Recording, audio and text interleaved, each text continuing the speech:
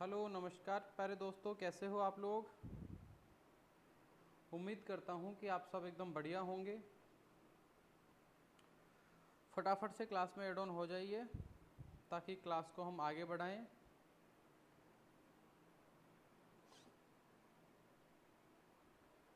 अगर आपको वॉइस वगैरह प्रॉपर आ रही है तो आप कमेंट करके बता दो फटाफट से, अगर वॉइस प्रॉपर है। ठीक है, चलो लास्ट क्लास के अगर हम चर्चा करते हैं तो हम सॉइल कलर्स को स्टडी कर रहे थे, जो एक सॉइल केमिस्ट्री का इंपॉर्टेंट टॉपिक है, या यूं कहें प्रीपीजी हो या फिर अपन एआरओ डबल एआरओ जेआरएफ के पॉइंट ऑफ व्यू से बात करें तो सॉइल कलर से बहुत सारे सवाल आते हैं, ध्यान रखना। इसके बाद हम बात करें तो सॉइल केमिस्ट्री का ही एक और इम्पॉर्टेंट टॉपिक याद रखना, सॉइल पीएच में पढ़ा चुका हूँ, केमिस्ट्री के अंदर सॉइल पीएच पढ़ा चुका हूँ। अब अगला टॉपिक आ जाता है आयन एक्सचेंज, यानी कि सॉइल केमिस्ट्री के अंदर ही अब हम एक और इम्पॉर्टेंट टॉपिक की तरफ चलते हैं और उस टॉपिक का नाम है आयन एक्सचेंज। यानी आज का हमारा जो टॉपिक रहेगा वो रहेगा आयन एक्सचेंज।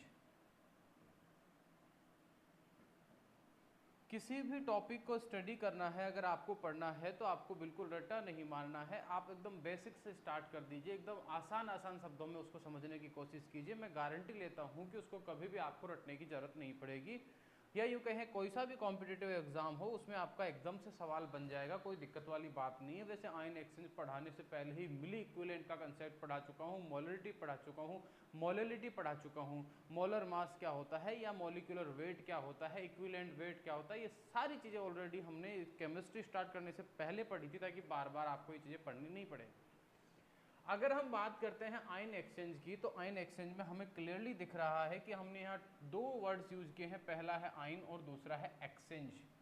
कोई आपसे पूछे कि आयन किसको बोलेंगे तो आप एकदम आसान शब्दों में कह दोगे कि ऐसा कोई भी एटम, पार्टिकल, एलिमेंट, मॉलिक्यूल जिसके ऊपर चार्ज है। आप सोच रहे होंगे कि सर मॉलिक्यूल क्यों बोला। अरे जैसे मान लो H2PO4 है, इसके ऊपर चार्ज है तो, लेकिन ये दो या दो से ज़्यादा तत्वों से मिलकर बना है, एलिमेंट से बना है, मतलब मॉलिक्यूल हो गया है। जैसे अगर अपन बात करें तो सोडियम तो एक एलिमेंट है, पॉजिटिव चार्ज है, यानी कि अगर इसके भी चार्ज है तो कोई एलिमेंट हो सकता है, मॉलिक्यूल हो सकता है। या अपन बात करें ऐसा कोई भी जिसके ऊपर अगर चार्ज है तो हम उसको बोलते हैं आयन, यानी कि हम सिंपल शब्दों में कह सकते हैं कि आयन का मतलब होता है चार्ज्ड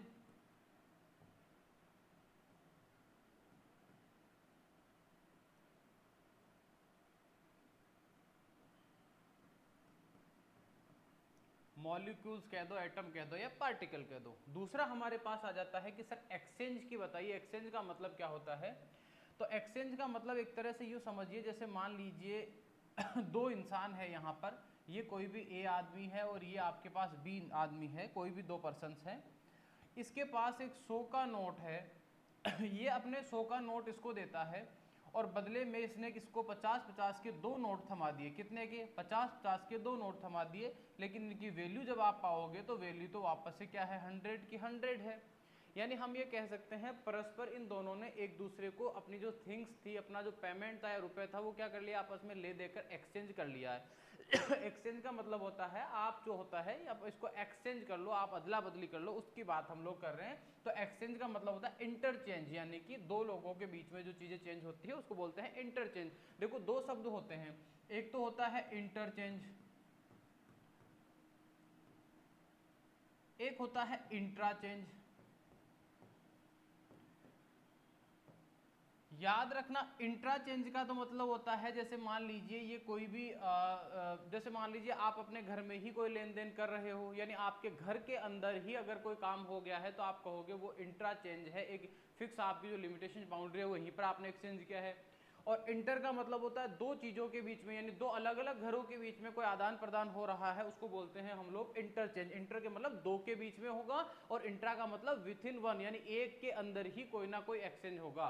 तो हम यहाँ जो वर्ड यूज करते हैं हमारे पास आ जाता है इंटरचेंज, यानी कि एक्सचेंज की अगर अपन बात करें तो हम एक्सचेंज का मतलब होता है कि आप दो चीजें हैं उनको आपस में एक्सचेंज कर रहे हो, इंटरचेंज कर रहे हो, एक दूसरे को दे रहे हो, हम उनकी बात यहाँ पर कर रहे हैं। तो आयन एक्सचेंज का मतलब हो गया चार्ज जो मॉलिक्यूल्स होते हैं अगर ये एक दूसरे के आसपास में, यानी कहें एक दूसरे के आसपास एक्सचेंज होते हैं, अदला बदली होती है, तो हम सिंपल शब्दों में उसको बोल देते हैं आयन एक्सचेंज।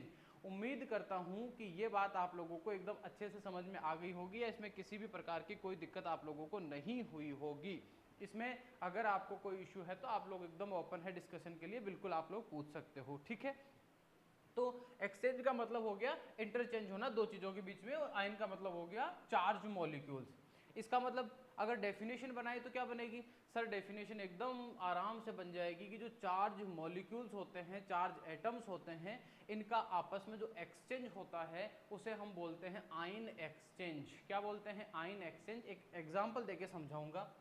जैसे फॉर एग्जाम्पल के तौर पर मान लेते हैं कि ये एक क्ले कोलॉइड है, और हमें अच्छे से पता है कि क्ले कोलॉइड जो होता है उसकी सरफेस के ऊपर नेगेटिव चार्ज कैरी करता है। कौन सा चार्ज कैरी करता है? नेगेटिव चार्ज कैरी करता है।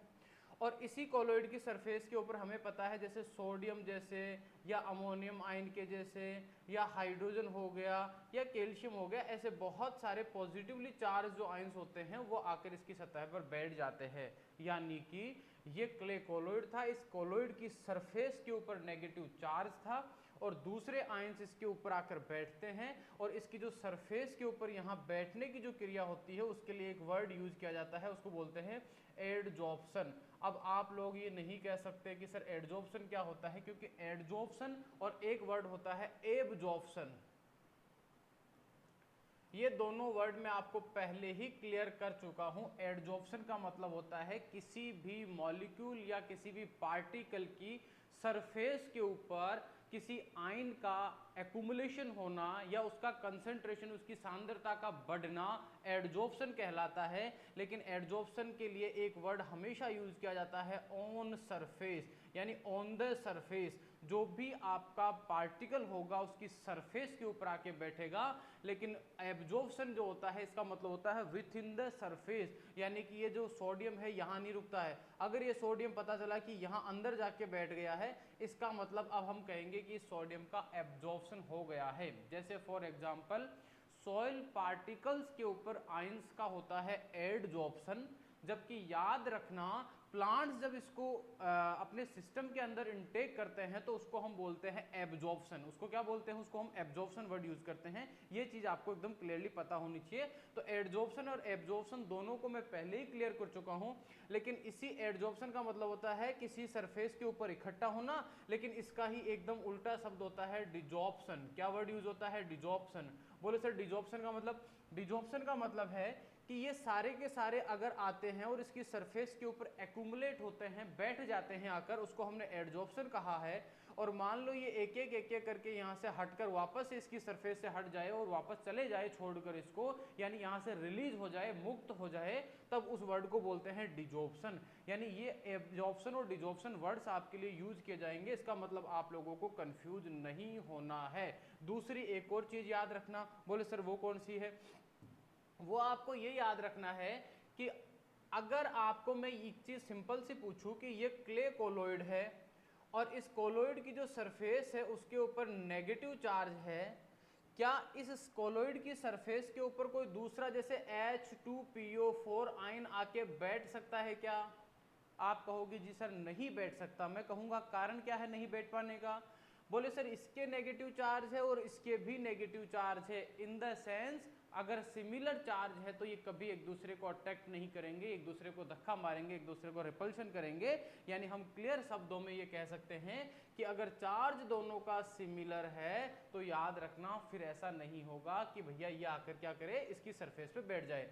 तो आयन एक्सचेंज के अंदर जो कोलॉइडल पार्टिकल्स की सरफेस के ऊपर जो चार्ज होता है उसका अपोजिट चार्ज आयन आकर उसका एडजॉर्प्शन होता है। पहली चीज क्लियर है। चलो भाई साहब हमने मान लिया कि आपकी बात यहाँ पर क्लियरली सही है कि सर यहाँ प्लस वाले आयंस का आकर एडजॉर्प्शन हो गया। अब होना क्या है कि सर ये तो इसके ऊपर बैठे हुए हैं, या यहाँ आप बात कर लेते हैं जैसे मान लो ये सॉइल सॉल्यूशन है। यहाँ क्या है? यहाँ पर सॉइल सॉल्यूशन है, और सॉइल सॉल्यूशन के अंदर यहाँ पर सोडियम का कंसंट्रेशन इंक्रीज हो गया है। किसका कंसंट्रेशन इंक्रीज हो गया है? सोडियम का। और साथ में इसके अंदर क्लोरीन भी, मान लो नमक की मात्रा ज्यादा थी तो क्लोरीन भी यहाँ अच्छा खासा है। अब मैं आपसे ये पूछूं कि यहाँ कोलॉइडल सरफेस पे मान लेते हैं कैल्शियम बैठा था। पहले कौन बैठा था? यहाँ पर कैल्शियम बैठा था। अब मैं आपसे ये पूछूं कि बताओ क्या इस सरफेस के ऊपर ऐसा हो सकता है क्या कि ये कैल्शियम हट जाए और इसकी जगह क्लोरीन आके चिपक जाए? ऐसा पॉसिबल है क्या? तो आप खुद कहोगे सर ऐसा पॉसिबल नहीं हो सकता, क्योंकि इसकी सरफेस पे नेगेटिव चार्ज है, इस पे केवल पॉजिटिव चार्ज वाले आयन ही आकर एडजॉर्ब हो सकते हैं। क्लियर मामला? इसका मतलब नेगेटिव चार्ज वाले जो आयन है उसका तो स्कोप ही कर दो खत्म। बोले ठीक साहब। अब हुआ क्या कि यहाँ इसका ज़्यादा कंसंट्रेशन है, तो जिसका कंसंट्रेशन सॉइल सॉल्यूशन के अंदर ज़्यादा होता है वो क्या करता है कि जहाँ कंसंट्रेशन होता है वहाँ जाने की कोशिश करता है। तो यहाँ कंसंट्रेशन ज़्यादा था तो ये यहाँ पर पहुँच गया, और यहाँ पर जो आयन एडजॉर्ब होता है वो रिप्लेस होकर सॉइल सॉल्यूशन में चला गया, यानी कैल्शियम तो यहाँ आ गया और यहाँ आकर बैठ गया सोडियम। तो हमने देखा कि कैल्शियम पर भी प्लस प्लस है और सोडियम पर भी प्लस प्लस है, तो आयन एक्सचेंज होने के लिए एक बहुत इंपॉर्टेंट कंडीशन ये भी है कि जिनका एक्सचेंज होगा वो सिमिलरली चार्ज पार्टिकल्स होंगे। मैं वैलेंसी की बात नहीं कर रहा हूं, यहाँ 2 भी है यहाँ 1 भी है, मैं चार्ज की बात कर रहा हूं। या तो पॉजिटिव पॉजिटिव होगा या नेगेटिव नेगेटिव होगा। ऐसा कभी नहीं हो सकता कि पॉजिटिव को नेगेटिव रिप्लेस कर दे या नेगेटिव को पॉजिटिव रिप्लेस कर दे। ऑलवेज जो रिप्लेसमेंट होगा वो पॉजिटिव पॉजिटिव के बीच में या नेगेटिव नेगेटिव के बीच में ही होगा। अगर चार्ज सिमिलर नहीं है तो याद रखना कभी भी रिप्लेसमेंट नहीं होगा। ये इंपॉर्टेंट चीज आप लोगों को ध्यान रखनी है। दूसरी बात, कोलॉइड की सरफेस मैंने यहाँ बनाई है और फिर उसके बाद में इसकी सतह पर मैंने यहाँ कैल्शियम या सोडियम वगैरह बैठाया है। इसका मतलब आयन एक्सचेंज होता है वो ऑलवेज कहाँ होता है? सरफेस के ऊपर होता है। तो याद रखना आयन एक्सचेंज के लिए एक वर्ड बहुत बार यूज किया जाता है और वो क्या होता है कि आयन एक्सचेंज जो है वो एक सरफेस रिएक्शन है। ध्यान रखना, आयन एक्सचेंज क्या है? आयन एक्सचेंज ए सरफेस, या यूं कह सकते हैं कंप्लीटली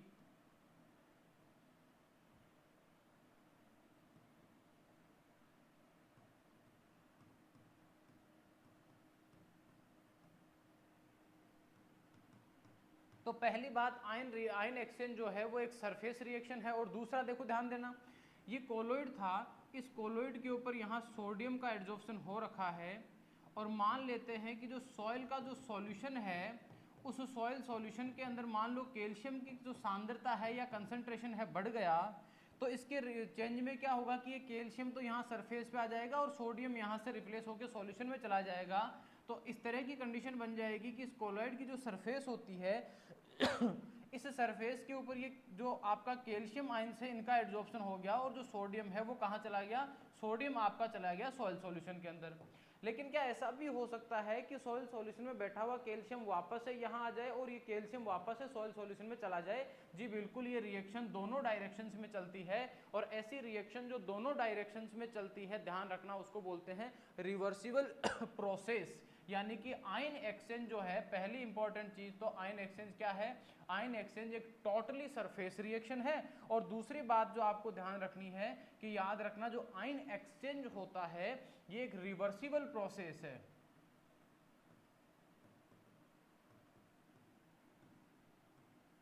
यानी ion exchange is a surface reaction and it is reversible process. ये बात आप लोगों को ध्यान में रखनी है।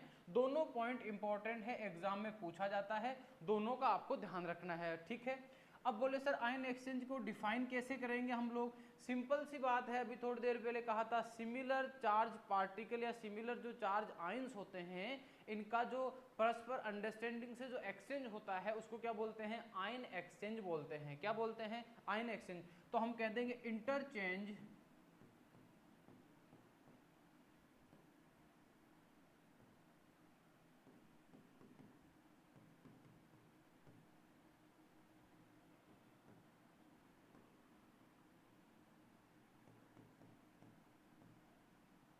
interchange of similarly charged ions between the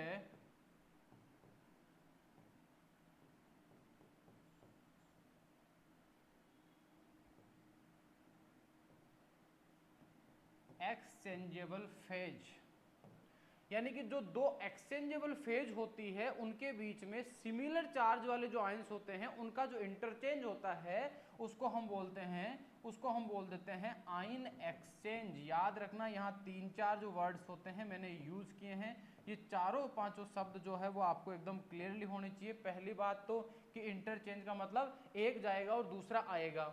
कभी भी आप ये नहीं कह सकते हो, ध्यान रखना आयन एक्सचेंज में, कि भाई साहब ये सॉइल का कोलोइडल पार्टिकल था और याद रखना इस कोलोइडल पार्टिकल में यहाँ सॉल्यूशन में कैल्शियम बैठा था और यहाँ आके ये कैल्शियम बैठ गया और आपने कहा आयन एक्सचेंज हो गया। जी बिल्कुल नहीं हुआ है, क्योंकि इसकी सरफेस पे कैल्शियम की सांद्रता बड़ी है, इसको हम केवल एडजॉर्प्शन कह सकते हैं। क्या कह सकते हैं इसको? केवल एडजॉर्प्शन। बोले सर फिर आयन एक्सचेंज किसको कहेंगे? आयन एक्सचेंज का मतलब है कि याद रखना ये यहाँ आ रहा है तो यहाँ से कुछ ना कुछ वापस से यहाँ भी जाना चाहिए। जैसे मान लो यहाँ सोडियम था या पोटेशियम था, इनमें से कोई भी एक्सचेंज होकर मान लो यहाँ पहुंच गया है, अब एक्सचेंज हो गया है, यानी एडजॉर्प्शन, और मुक्त होके जाने को बोलते हैं डिजॉर्प्शन। क्या बोलते हैं? डिजॉर्प्शन। अगर एडजॉर्प्शन एंड डिजॉर्प्शन दोनों प्रोसेस हो रही है, इस कंडीशन को हम बोल देंगे ion exchange. Is that clear? यानी हम समझ लेते हैं आयन एक्सचेंज के बारे में। तो आयन का मतलब होता है, याद रखना, जो चार्ज मॉलिक्यूल्स या पार्टिकल्स या फिर एलिमेंट्स होते हैं उनको हम आयंस बोलते हैं। एक्सचेंज का मतलब मैं समझा चुका हूं कि इंटरचेंज ऑफ सिमिलरली चार्ज। यहां सिमिलर क्यों लिखा है? क्योंकि प्लस को प्लस ही चेंज कर सकता है, उसकी जगह आ सकता है, और माइनस की जगह माइनस आ सकता है। इसके बाद हमने कहा सिमिलरली चार्ज आयंस। याद रखना अगला शब्द यूज क्या है कि टू एक्सचेंजेबल फेज। इसका मतलब याद रखना सॉइल के अंदर जो एक्सचेंजेबल फेज होती है जनरली वो 3 होती है। तीनों को मैं समझाऊंगा कि आयन एक्सचेंज किन किन के बीच में हो सकता है। तो to exchangeable phase called ion exchange. अब कोई आपको पूछे कि जो चार्ज होता है ये कितने टाइप का होता है, तो कोई अंधा या यूं कहें दूसरी क्लास का बच्चा भी बता देगा कि चार्ज या तो होता है पॉजिटिव, या तो क्या होता है? पॉजिटिव होता है चार्ज, या होता है नेगेटिव चार्ज। सिंपल सी बात है, यानी या तो होगा माइनस या होगा प्लस। और याद रखना जिसके ऊपर प्लस चार्ज होता है उस आयन को बोलते हैं, कौन सा आयन बोलते हैं? उसको बोलते हैं केटाइन। याद रखना कौन सा आयन बोलते हैं? केटाइन। और जिस पे माइनस होता है उसको क्या बोलते हैं? उसको बोलते हैं एनाइन। यानी कि कहने का मतलब ये हो गया कि जिसके ऊपर चार्ज है उसको बोलेंगे आयन। और आयन भी कितने टाइप के होते हैं? 2 टाइप के होते हैं आयन, जिनमें एक तो होता है केटाइन और एक क्या होता है? एनाइन। क्लियर है? क्या होता है आयन एक्सचेंज? सामने लिखा हुआ है। और आयन एक्सचेंज जो है एक टोटली सरफेस रिएक्शन है। It is reversible process. Reversible का मतलब होता है दोनों डायरेक्शंस में चलने वाली प्रोसेस को बोलते हैं रिवर्सिबल। और ये इसकी डेफिनेशन आप लोगों के सामने लिखी हुई है। अब बात करते हैं कि आयन एक्सचेंज किन किन फेजेस के बीच में हो सकता है, या कहां कहां आयन एक्सचेंज पॉसिबल है। तो जहां जहां आयन एक्सचेंज हो सकता है उन साइट के बारे में चर्चा करते हैं। तो आयन एक्सचेंज के लिए पॉसिबल, यानी जो अगर हम सॉइल के अंदर बात करें तो कहां कहां पर आयन एक दूसरे के बीच में एक्सचेंज हो सकते हैं। तो पहली इंपॉर्टेंट चीज है, जैसे मान लो ये सॉइल का कोलोइडल पार्टिकल है या क्ले का पार्टिकल है कोलोइडल, इसकी सरफेस पे कैल्शियम बैठा है और इसके चारों तरफ जो वाटर प्रेजेंट होता है, एक शब्द हम अक्सर यूज करते हैं सॉइल सॉल्यूशन। अगर आप लोग इस वर्ड को लेकर क्लियर नहीं हो तो आज ही क्लियर कर देता हूं कि सॉइल पार्टिकल्स के बीच में स्पेस होता है। जब हम उस सॉइल के अंदर वाटर ऐड करते हैं तो सॉइल में प्रेजेंट जो मिनरल्स होते हैं या फिर यूं कहें जो सॉल्ट होते हैं वो वाटर में डिजोल्व हो जाते हैं, जो न्यूट्रिएंट्स होते हैं वो डिजोल्व हो जाते हैं। और इन सब का जो मिक्सचर होता है सॉल्ट का, या अपन बात करें जो न्यूट्रिएंट्स होते हैं उनका, या जो मिनरल्स होते हैं उनका जो मिक्सचर बन जाता है उसको बोलते हैं सॉइल सॉल्यूशन। और ये soil solution in solid particles के चारों तरफ प्रेजेंट रहता है। इस सॉइल सॉल्यूशन के अंदर याद रखना न्यूट्रिएंट्स फ्रीली मूवमेंट करते रहते हैं और प्लांट यहीं से इसका एब्जॉर्प्शन करता है।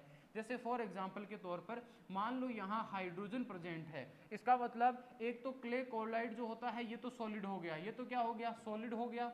और सॉइल सॉल्यूशन क्या है? लिक्विड। यानी हम कह सकते हैं कि आयन का जो एक्सचेंज होता है कि ये कैल्शियम तो सॉल्यूशन में आ जाए और यहाँ से ये रिप्लेस होकर कहाँ चला जाए? इसकी सरफेस पे चला जाए। तो आयंस का एक्सचेंज सॉइल सॉलिड्स और सॉइल सॉल्यूशन के बीच में हो सकता है। पहली बात क्लियर? ठीक है। अब देखो इधर ध्यान दो, ये दो कोलोइडल पार्टिकल है, दोनों के दोनों सॉलिड है। ये मान लीजिए ये भी क्ले का पार्टिकल है और मान लो कि ये ह्यूमस का पार्टिकल है, लेकिन इसका मतलब दोनों सॉलिड है, दोनों कोलोइड है। अब पता चला कि भैया इस वाले कोलोइड की सरफेस पे पोटेशियम बहुत ज्यादा है। किसका कॉन्सेंट्रेशन ज्यादा है? पोटेशियम का। और पता चला कि इस हाइड्रोजन की इसके सरफेस पर हाइड्रोजन ज्यादा है। क्या ज्यादा है? ह्यूमस पे हाइड्रोजन। तो ये दोनों क्या करते हैं? आपस में समझौता करते हैं कि तू मेरा हाइड्रोजन ले ले और अपना पोटेशियम मेरे पास भेज दे। क्लियर है? तो इसका मतलब ये हुआ कि सॉलिड सॉलिड के बीच में या दो कोलोइडल पार्टिकल्स के बीच में भी आयन एक्सचेंज हो सकता है। दो कंडीशन हो गई। फिर पता चला कि यहाँ से जैसे मान लो ये सॉइल के पार्टिकल्स थे, ये आपके सॉइल के पार्टिकल्स थे और इन सॉइल के पार्टिकल से ये प्लांट की रूट पास हो रही है। यानी मिट्टी के अंदर, सॉइल के अंदर प्लांट रूट तो होती ही होती है, सीधी सी बात है। और इस प्लांट रूट के डायरेक्ट कांटेक्ट के अंदर आप लोगों को दिखाई दे रहा होगा, या जो डायरेक्ट कांटेक्ट हो रहा है यहाँ पर हमें एकदम क्लियरली दिखाई दे रहा होगा कि यहाँ पर आप लोगों को कोलोइडल पार्टिकल्स कांटेक्ट में आते हैं। और जो सॉइल की जो रूट्स प्लांट की जो रूट्स होती है, इस रूट की सरफेस पे हाइड्रोजन आयन होता है। प्लांट रूट जो हेयर्स होती है उन पे हाइड्रोजन आयंस का एडजॉर्प्शन रहता है, हाइड्रोजन आयन प्रेजेंट होते हैं। होगा क्या, जैसे मान लो ये रूट क्या करती है, अपनी सरफेस पे जो हाइड्रोजन आयन था वो तो सॉइल पार्टिकल को दे देती है, और पता चला कि इस सॉइल पार्टिकल के ऊपर जो कैल्शियम बैठा था उसको एडजॉर्प्शन करके ऊपर ले जाती है। इसका मतलब इसने हाइड्रोजन दिया और कैल्शियम ले लिया, तो इन दोनों के बीच में भी एक्सचेंज हो सकता है। यानी हम डायरेक्टली ये कह सकते हैं कि जनरली जब भी आयन एक्सचेंज की बात होती है तो ये 3 फेजेस के बीच में हो सकता है। और किन किन के बीच में हो सकता है? आयन एक्सचेंज हो सकता है सॉइल सॉलिड्स, और एग्जाम्पल के तौर पर आप कह सकते हो जैसे क्ले की बात कह रहे हैं हम, या ह्यूमस की बात कर रहे हैं। सॉइल सॉलिड और किसके बीच में हो जाएगा? सॉइल सॉल्यूशन के बीच में, यानी सॉलिड और लिक्विड के बीच में हो जाएगा। बोले सर और कहाँ एक्सचेंज हो सकता है? दूसरा एक्सचेंज हो सकता है जो सॉइल सॉलिड या सॉइल कोलोइड्स और प्लांट रूट्स। देखो किताबों में लंबी लाइनें लिखी हुई मिल सकती है, मैं शॉर्ट में आपको एकदम इजी वे में समझा रहा हूँ, चीज़ों को समझने की कोशिश करना कि सॉइल कोलोइड्स और प्लांट रूट के बीच में हो सकता है। बोले और कहाँ हो सकता है? और हो सकता है सॉइल सॉलिड या सॉइल कोलोइड्स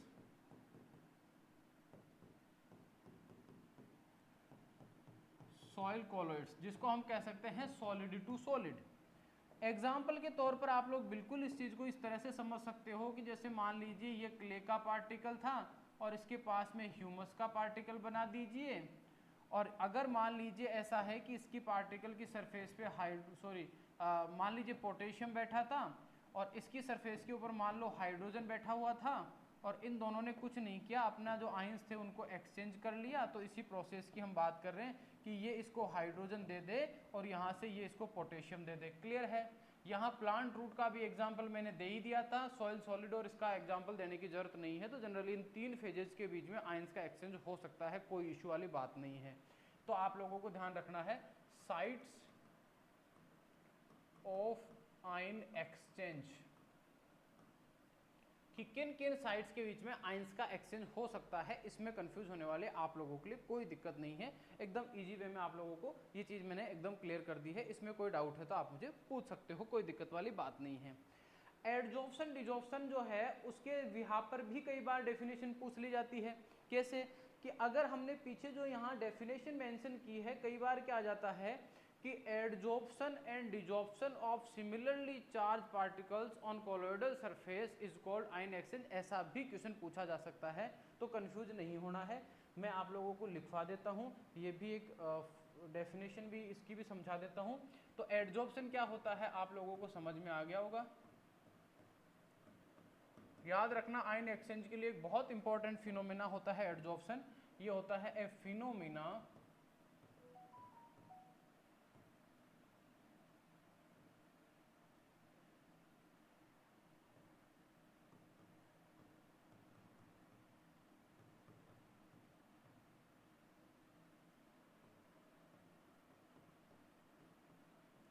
आयंस कंसंट्रेशन, या फिर आप लोग कह सकते हो एक्यूमुलेशन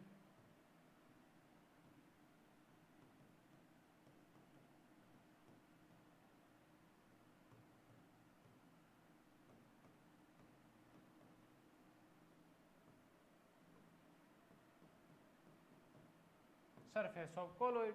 और दूसरी जो डेफिनेशन है वो क्या है?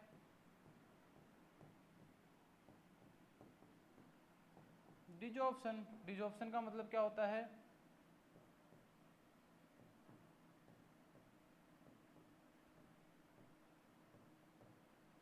रिप्लेसमेंट कह दो या रिलीज कह दो,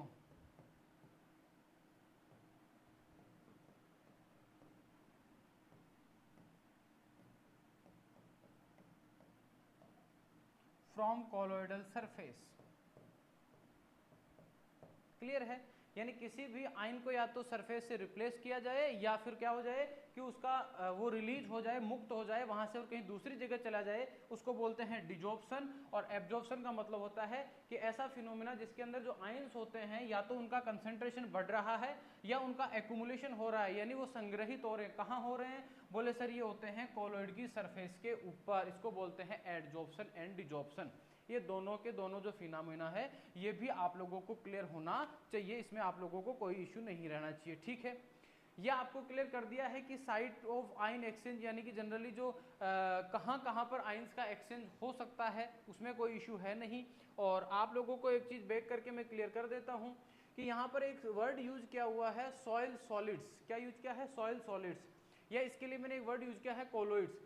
तो ऐसी कौन कौन से कोलोइडल पार्टिकल या सॉइल के अंदर बहुत सारे पार्टिकल होते हैं, सैंड के, सिल्ट के, क्ले के, इनमें से कौन कौन से ऐसे पार्टिकल्स होते हैं जहां पर आयंस का एक्सचेंज होता है? ये बात भी मैं आपको एकदम सिंपल वर्ड में समझा देता हूं, कई बार एग्जाम पे आ जाता है, जिसको भी बोलते हैं site of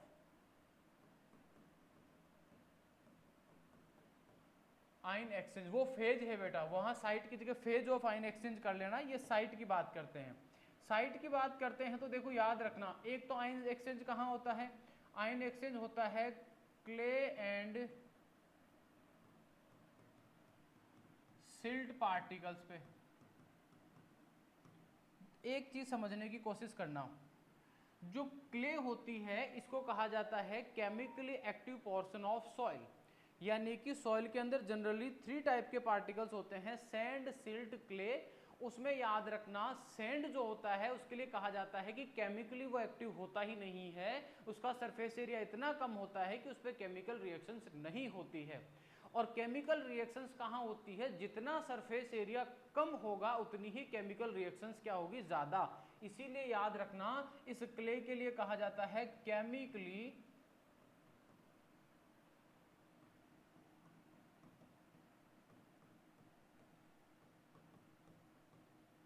portion of soil. यानी सॉइल का केमिकली एक्टिव पोर्शन किसको बोलते हैं? क्ले को बोलते हैं। तो याद रखना साइट ऑफ आयन एक्सचेंज की सॉइल के अंदर आयन एक्सचेंज जनरली कहां कहां होता है?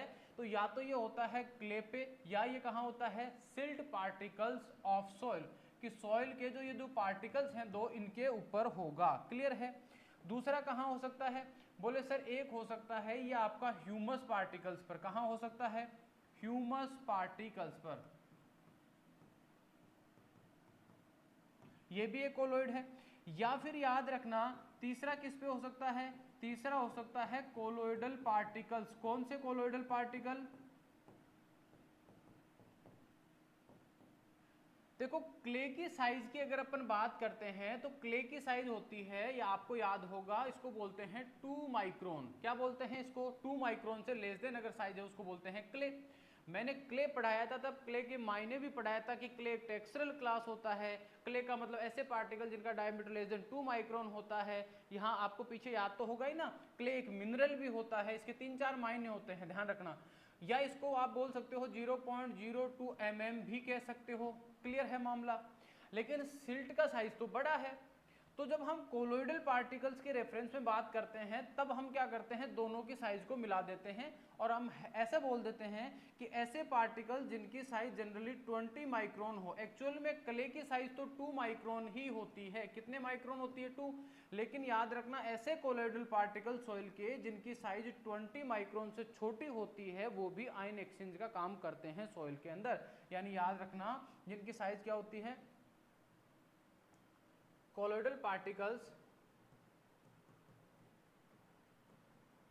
which are less than 20 micron, या याद रखना 20 माइक्रोन की जगह आप चाहो तो 0.02 mm भी लिख सकते हो। यानी कि colloidal particles which are having less than 20 micron या 0.02 mm अगर जिनका पार्टिकल साइज होता है, ऐसी तीनों की तीनों चीजें जो होती है वो आयन एक्सचेंज में इन्वॉल्व होती है, या यूं कहें सॉइल के अंदर आयन एक्सचेंज का काम यही करती है। ये चीज आप लोगों को क्लियरली अपने माइंड में सेट करनी है, इसमें आपको कोई कंफ्यूजन नहीं होना चाहिए। उम्मीद करता हूं कि यहां तक की जो बातें हैं उनमें आपको किसी तरीके का कोई कंफ्यूजन नहीं होगा। ये भी आप लोगों को एकदम क्लियर है कि आयंस जनरली दो प्रकार के होते हैं, अगर पॉजिटिव चार्ज हुआ तो उसको बोलते हैं केटाइन और नेगेटिव हुआ तो हम उसको बोलते हैं नेगेटिव आयन, जिसमें आप लोगों को कोई दिक्कत वाली बात नहीं होनी चाहिए। ठीक है, इसके बाद हम आगे की तरफ चलते हैं। जैसे कोई भी कॉलोइडल पार्टिकल होता है जनरली उसके ऊपर चार्ज होता है, या तो होता है माइनस या होता है प्लस। जैसे मान लो अगर हम क्ले पार्टिकल्स की बात करें तो क्ले पार्टिकल्स को कुछ इस तरीके से पढ़ाया जाता है कि क्ले पार्टिकल्स की प्लेट नुमा स्ट्रक्चर होती है, सॉइल स्ट्रक्चर में पढ़ाया था। तो जनरली ये भी हो जाता है कि जो नेगेटिव चार्ज आता है वो कहाँ, इस जगह ज़्यादा होगा, यहाँ ज़्यादा होगा, कोने पर ज़्यादा होगा, किनारे पर होगा, फ्लैट सतह पर ज़्यादा होगा। तो याद रखना क्ले के जो पार्टिकल्स या कोलोइडल पार्टिकल्स होते हैं उन पर जो चार्ज होता है, जो नेगेटिव चार्ज डेवलप होता है, वो या तो होता है कोणों पर ज़्यादा, या होता है जो क्लीवेजेस जिनको फ्रोज बोलते हैं, क्या बोलते हैं, जो दरारें होती है उनके अंदर ज़्यादा होता है, और फ्लैट सरफेस होती है उस पर होता है कम। जो आपकी फ्लैट सरफेस होती है उस पर क्या होता है, कम होता है। एक मिनट बेटा।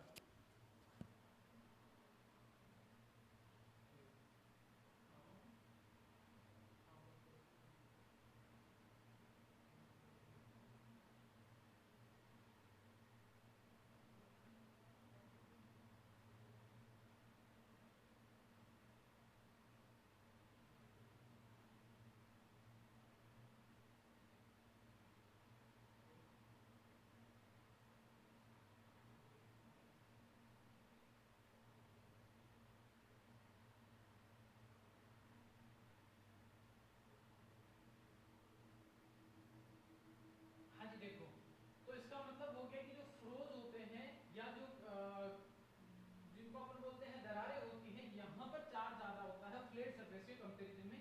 ये सवाल एक एग्जाम में पूछ लिया था, इसीलिए याद रखना, ये भी आप लोगों को ध्यान रखना है कि चार्ज डेंसिटी, चार्ज की जो डेंसिटी होती है यानी माइनस प्लस या जो नेगेटिव चार्ज या पॉजिटिव चार्ज जो डेवलप हुआ है वो कहाँ ज्यादा रहता है, तो charge density across maximum 8 corners edges and froze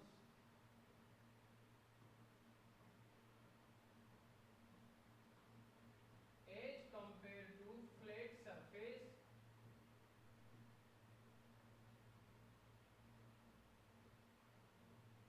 यानी कि जो फ्लैट सरफेस होती है उसके कंपैरिजन में किनारों पर, कोणों के ऊपर चार्ज की डेंसिटी ज्यादा होती है, नेगेटिव चार्ज ज्यादा प्रेजेंट होता है। ये बात आप लोगों को ध्यान में रखनी है। इसके बाद आप लोगों को हम बात करें कि कौन कौन से आयंस होते हैं, याद रखना कौन कौन से आयंस होते हैं सॉइल के अंदर जो जनरली एक्सचेंज होने का काम करते हैं। तो अगला हम एक सिंपल सा टॉपिक या सिंपल सा हेडिंग डाल देते हैं कि कौन कौन से जो यानी हम कह सकते हैं टाइप ऑफ आयंस जो होते हैं वो कौन कौन से होते हैं। तो केटाइन कौन कौन से होते हैं और एनाइन कौन कौन से होते हैं। तो हम कह सकते हैं टाइप ऑफ आयंस या टाइप ऑफ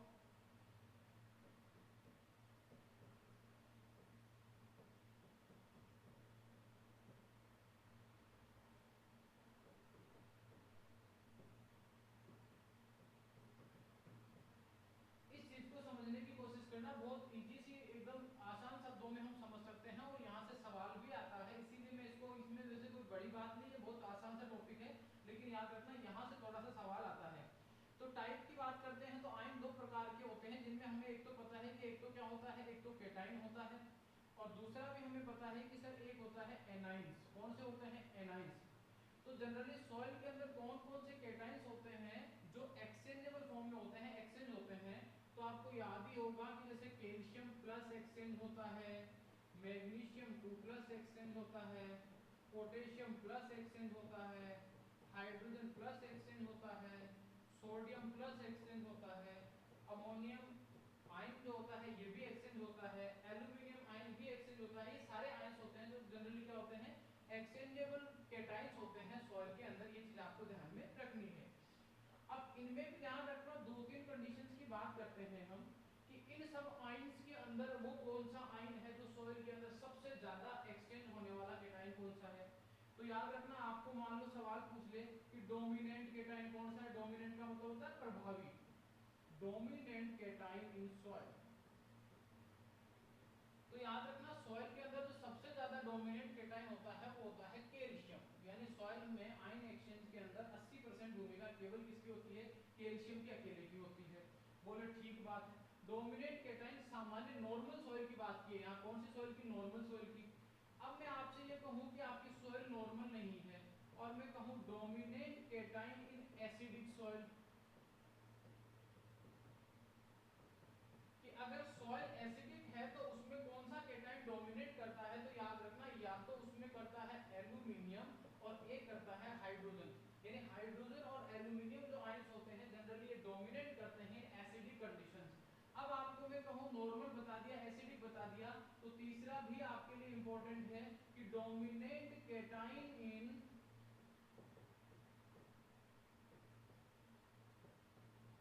एल्केलाइन सॉइल, या इसी को कह सकते हैं बेसिक सॉइल। तो बेसिक सॉइल के अंदर ध्यान रखना सोडियम जो केटाइन होता है ये डोमिनेट करता है और सॉइल की फिजिकल प्रॉपर्टी के लिए यही सोडियम केटाइन डोमिनेट होता है। एसिडिक सॉइल के अंदर एल्यूमिनियम हाइड्रोजन आयंस डोमिनेट करते हैं, नॉर्मल सॉइल में डोमिनेट केटाइन कैल्शियम होता है, और सोडियम जो आयन होता है याद रखना एल्केलाइन या बेसिक जो सॉइल्स होती है उनमें डोमिनेट केटाइन कौन होता है आपका, याद रखना सोडियम होता है। उसी तरीके से आपको पूछे कि भैया एनाइंस कौन कौन से होते हैं जो सॉइल के अंदर जनरली एक्सचेंज होने का काम करते हैं। तो जैसे आपने सुना होगा H2PO4 माइनस, या आपका हो जाता है HPO4 माइनस 2, या आपका हो जाता है सल्फेट आयन, या आपका हो जाता है क्लोरीन आयन, या आपका हो जाता है sodium ion.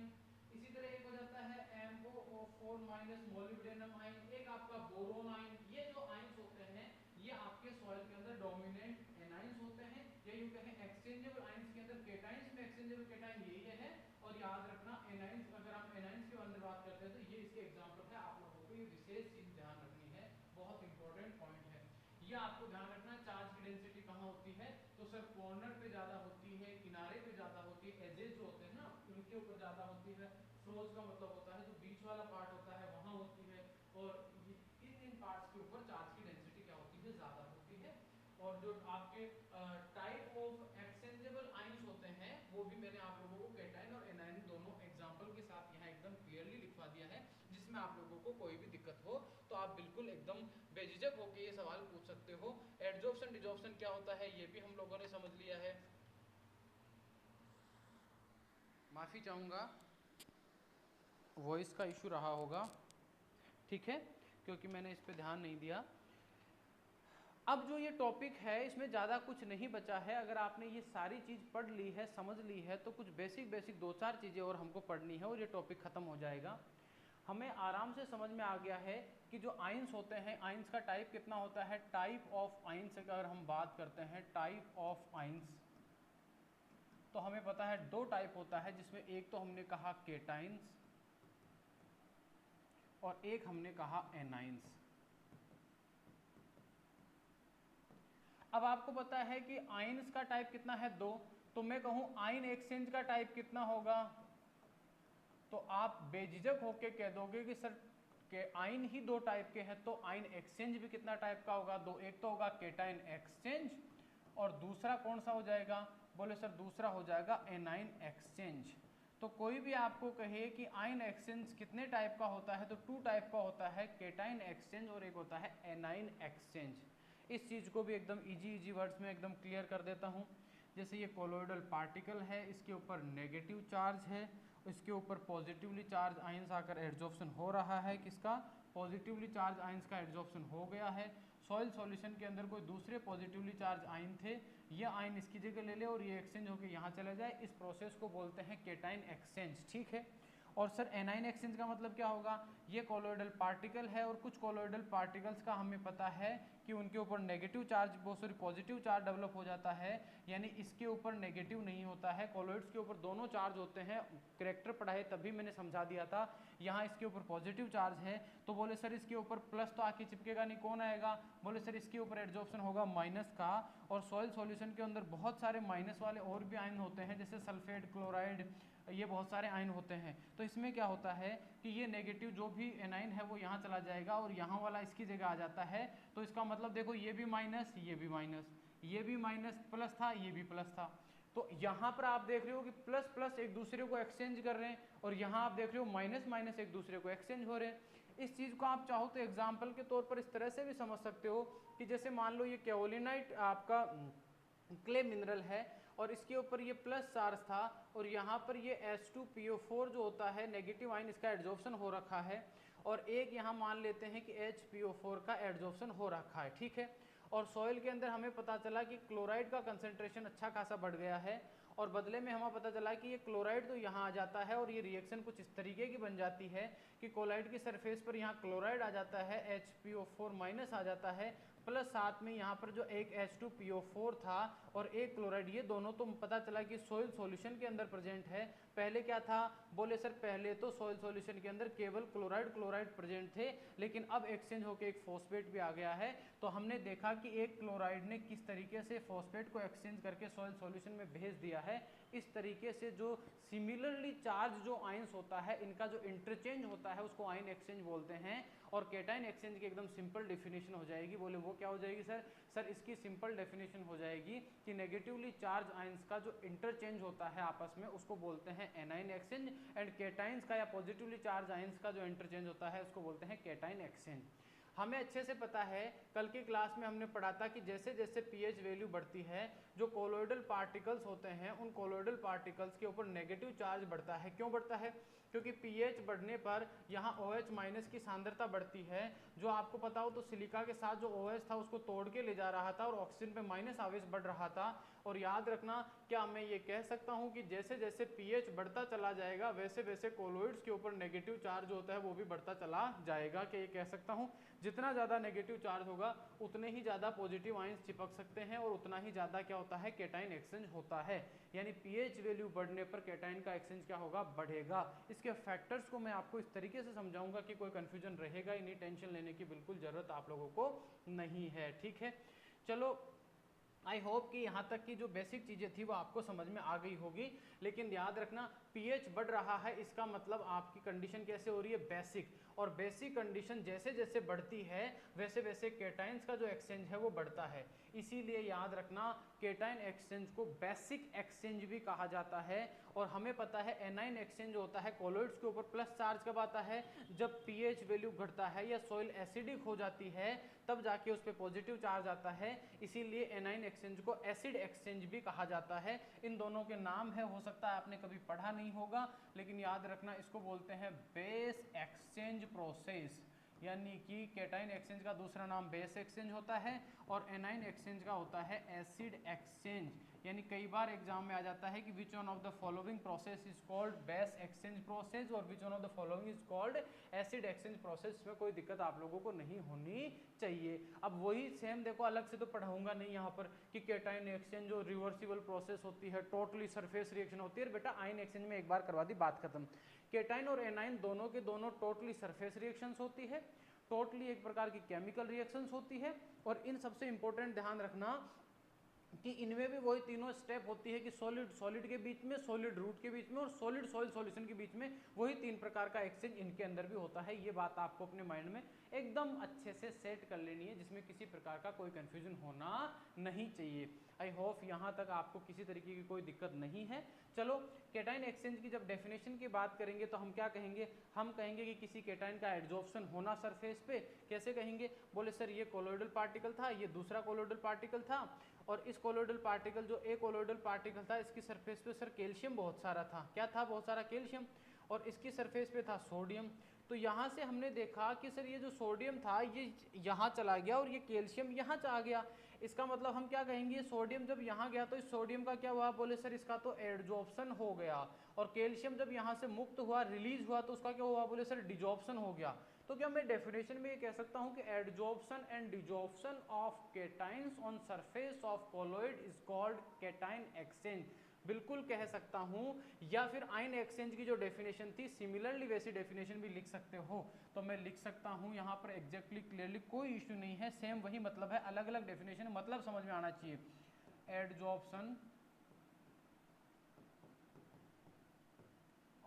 a cation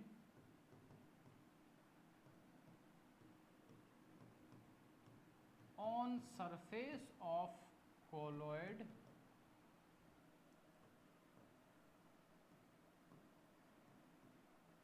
and desorption of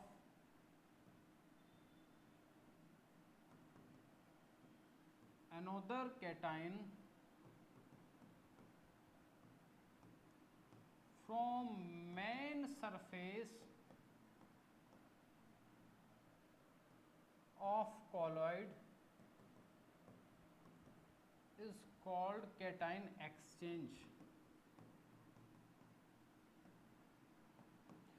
example देने की जरूरत नहीं है, एकदम आसान से लिखा है। Adsorption of cation on surface की, किसी भी कोलॉइड की सरफेस पे केटाइन का एडजॉर्प्शन होना, and desorption of another cation, किसी दूसरे केटाइन का डिजॉर्प्शन होना, desorption of another cation from the main surface. ध्यान रखना, ऐसा नहीं कि दूसरे कोलॉइड की सरफेस से चला गया, नहीं, उसी सरफेस पे जहां एडजॉर्प्शन हुआ है वहीं से वापस से क्या होना चाहिए, डिजॉर्प्शन होना चाहिए। इस फिनोमेना को बोलते हैं, आप क्या बोल दोगे उसको, केटाइन एक्सचेंज बोलते हैं। और जब एनाइन एक्सचेंज की डेफिनेशन लिखो तो कुछ भी नहीं करना है, सिर्फ जो आपका एक वर्ड यहाँ आपको दिखाई दे रहा होगा, ये जो केटाइन वर्ड यूज किया हुआ है, जहां जहां आपने cation, desorption of another cation, इन दोनों की जगह आप लोग लिख दीजिएगा एनाइन।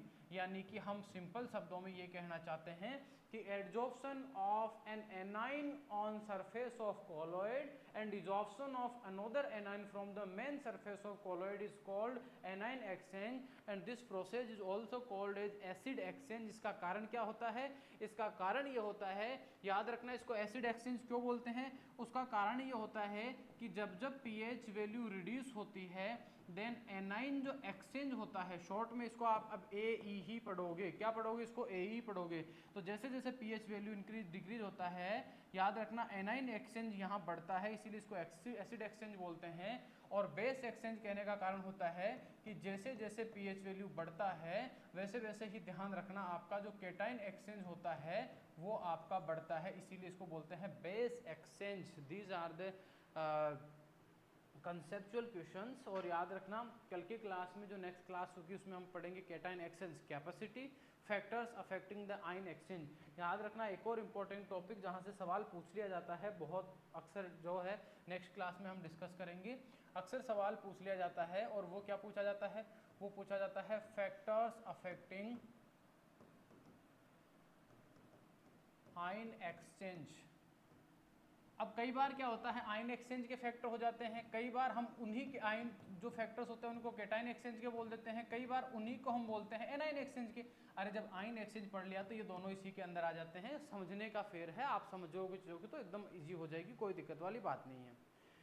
तो आज के लिए इतना काफ़ी है। उम्मीद करता हूँ कि आज की जो क्लास है, ये जो आपका जो कंसेप्ट चल रहा है आयन एक्सचेंज का, ये एकदम मज़ेदार तरीके से समझ में आया होगा। इसमें बहुत सारी चीज़ें आपने ऐसी भी देखी होगी जो हम पहले की क्लासों में पढ़ चुके हैं, सेम उन्हीं चीज़ों को हम रिपीट कर रहे हैं, जैसे एडजॉर्प्शन, डिजॉर्प्शन। इसीलिए मैंने कहा था जैसे जैसे आगे जाओगे हमारा जो सिलेबस है वो स्पीड से चलेगा। क्यों चलेगा, क्योंकि फिर हम सिर्फ वर्ड्स लिखेंगे और आगे बढ़ जाएंगे, हम उनको एक्सप्लेन नहीं करेंगे, ठीक है। और सबसे इम्पॉर्टेंट थिंग कि कल होली है, तो आप सभी को होली की मेरी तरफ से बहुत सारी शुभकामनाएं। उम्मीद करता हूं कि आपका ये फेस्टिवल बहुत बेहतरीन जाएगा और बढ़िया अच्छे से एंजॉय करके मना दीजिए। मानता हूं कि सब एकदम बढ़िया टेंशन में होंगे एग्जामों को लेकर, लेकिन 2 दिन के लिए खुद को रिलैक्स कीजिए, थोड़ा सा खुद के लिए वक्त निकालिए, अपने परिवार के साथ थोड़ा वक्त बिताइए, क्योंकि वो भी ज़रूरी होता है। असली जो सेटिस्फैक्शन या यूँ कहें सक्सेस की मेरी नज़र में जो डेफिनेशन है वो यही है कि अगर आप खुश हो तो आप सक्सेस हो, और अगर आप अपनी फैमिली के साथ वक्त बिताओगे तो डेफिनेटली आप थोड़ा बहुत तो आपको हैप्पीनेस फील होगी। सो सारी चीज़ों को शट ऑफ कीजिए 2 दिन के लिए, एकदम वक्त को छोड़ दीजिए और 2 दिन के लिए अपनी फैमिली के साथ, अपने घर वालों के साथ होली को एंजॉय कीजिए। एक बार फिर से मेरी तरफ से आपको और आपके परिवार को होली की ढेर सारी शुभकामनाएं। आपका ये फेस्टिवल बहुत बेहतरीन जाए। और हाँ, अब आपकी जो क्लास होगी, फिर बच्चे क्या करते हैं, मैसेज डाल डाल के पूछते हैं, इसलिए मैं पहले इन्फॉर्म कर देता हूँ क्लास ख़त्म करने से पहले कि आपकी जो क्लास है वो मंडे को रहेगी। उसका कारण ये है कि मैं यहाँ प्रेजेंट नहीं रहूँगा हेडक्वार्टर पर, क्योंकि होली का जो फेस्टिवल है उसको एंजॉय करने के लिए मैं भी अपनी फैमिली के पास जा रहा हूँ, ठीक है। Okay, thank you so much, मिलते हैं फिर नेक्स्ट क्लास में। आज के लिए इतना काफ़ी है, थैंक यू।